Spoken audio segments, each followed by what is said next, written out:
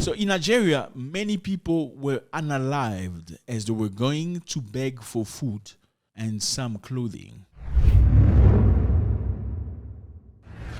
In Uganda, there is a brand new disease, and this is very, very scary. You know, fellas, a lot of people in the world never thought that they could ever hear stories along the lines that Nigerians could be beggars.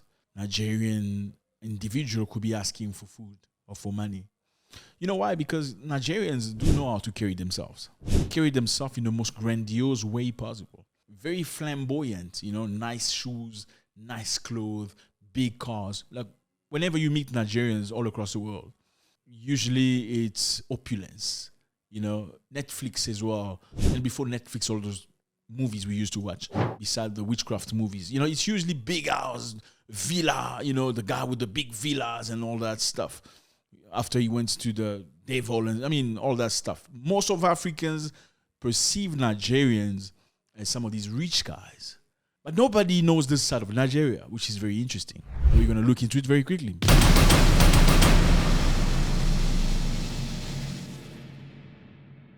What's up, everybody? I hope you're doing good. It's a beautiful day. Thank you very much for stopping by. You are very much appreciated. Let's get into this. So in Nigeria, many people were unalived as they were going to beg for food and some clothing. How? By stampede. So people were going to collect clothes and food from an NGO and people that were willing to give to them, usually countries from abroad. And these people eventually stepped on each other and many people were unalived.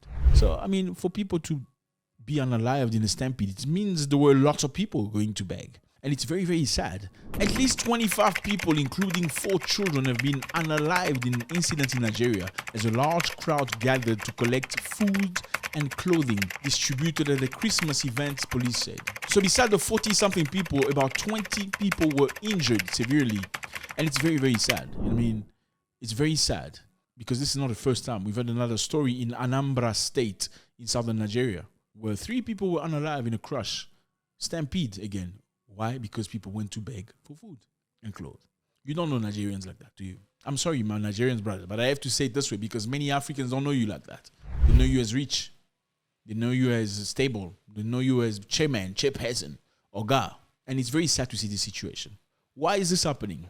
Because people are begging. Were they not begging, there will be no casualty. Why are they begging? Because the cost of living has gone high. People are poor. Why has the cost of living gone high in Nigeria? Well, it's very simple. Because the price of everything has gone high. Price of food, price of living has gone high. Why has the price of food gone high? Because the price of fuel has gone high. Why has the price of fuel gone high? Well, because government has stopped subsidies to these companies. Okay, the government of Nigeria used to give subsidies to some companies, including fuel and energy companies, to help them produce fuel for lesser spending of themselves. By doing so, they could produce oil at a very cheap price. Now that is gone. Now let's try to understand what subsidies are. I mean, a lot of people don't know what subsidies are. We can't just pretend people to. We're here to learn. All of us must learn. By the end of the video, you need to understand. Now, what are subsidies? So subsidies are basically a help from the government. They're financial assistance provided by government and sometimes other entities to support a particular industry, business, or individual. The goal of subsidy is to lower costs, incentivize certain behavior, and promote specific economic or social outcome. In very simple English, subsidies are these. A government can give money to a big company that produces something that's valuable to the people, such as food company, bread company, petroleum company. Everybody needs food every day. You need petroleum. That is something everybody needs. Government can give money to these companies so they don't spend much of their own money. By doing so, they allow these companies to reduce the price of the final good. Now, the subsidies comes in many, many ways. It can be financial. I'm giving petroleum company money so they can produce with half of their money so the price can be less because they spend less. Or I'm giving them tax exemptions, meaning they're not going to pay tax or tax breaks for 6 months, allowing them to produce stuff at a lower price. Therefore, petroleum or fuel will be at a cheaper price. Are we together? Now we understand what subsidies are. I mean, it goes deeper, but basically that's what it is.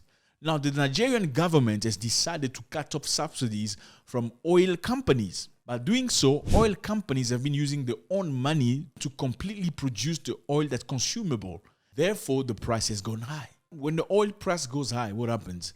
Everything price goes high because everything needs transportation. Food, construction, every other thing needs to be transported. So therefore, it becomes more expensive. That's the reason why it's become very difficult for Nigeria to sustain some of these people's needs. Government want to say they want to allocate the money they spend into subsidies into infrastructure. Now, the problem is, are you going to see infrastructure or the money is going to be looted and spent within themselves? That's a big question mark. Because right now, Nigerians are being unalive because government has decided to take money away from the subsidy system, therefore inflating and pushing the price of everything going high with the hope of getting infrastructure in the future. Now, that's just one of the many problems Nigeria is currently facing. So what can you do as a Nigerian, my brothers? You can contribute to your family, okay? If you live abroad, you're a big boy, you should send some money to the family. Now, there are many ways to send money to Nigeria, okay? You know it. You need to send money and support family members so they can be okay. Now, the other issue is here, are you going to tell me that all of the people that were victim of the stampede were all unalive immediately? I don't think so. People can walk on top of you and you hurt, but you're not dead, right? Well, a lot of them were sent directly into a place where they couldn't survive. Why? Because there was no ambulances, okay? Not enough ambulances. And it's very sad for a powerful country like Nigeria, not enough ambulances. According to WHO, there's approximately one ambulance for 289,000 Nigerians. 289,000 Nigerians for one ambulance. And there is no number where you can actually just call, hey, we need your help right here, for them to show up. They're going to come help you if they know you're the wife of a chairperson that was a stampede, because they know money is going to come out of that. But for the normal citizen, there isn't enough oxygen tank for Nigerian people. Not enough. This raises many questions for a beautiful country, so rich, so much oil. Dangote came up with the projects to produce oil locally so it can allow people to have oil at a very cheap price. Fought by his own brothers. It's just crazy. They say he's trying to create monopoly. But in the meantime, rather have people stampede on each other because they're begging. Let's just not allow Dangote to function at 100% capacity. Anyway, let's leave Nigeria. In Uganda, there is a brand new disease, and this is very, very scary. Well, the health authority in Uganda is investigating a mysterious disease locally called dinga. So it's weird, fellas. Yeah, this is not a joke. This is a disease about people looking like they're dancing, and it's attacking mainly women, which emerged in Budigugu district, is affecting mainly women and girls, leading to symptoms including fever and uncontrollable body shaking. When you see somebody affected, they look like they're dancing. They're not dancing. They're actually very sick. Well, this is not new because this has happened in the past in Europe. In the 17th century, many people were unalive. You look at somebody, looks like he's dancing, but he's sick.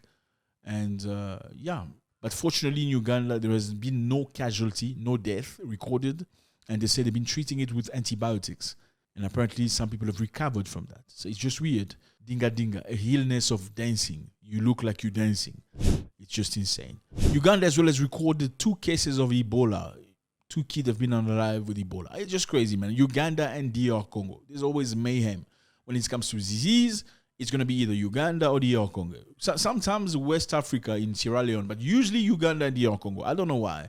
I don't know if they're doing some testing or something. I think we're going to look into that. We're going to pile up what's happening in that side. Are they testing things on that side of the world?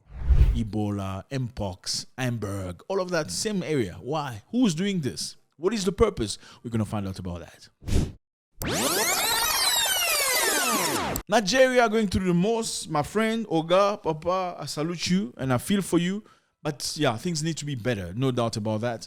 A lot of Africans respect you when they see you in the street. I know people could not imagine that Nigerians could be begging because people ask questions like, where do the Nigerians work? Clearly, this is not a reflection of all Nigerians. The life of these Nigerians could be improved in many ways. Let me know how you feel about that. In Uganda, brand new disease. I want to know how you feel when you see somebody with that disease. God bless.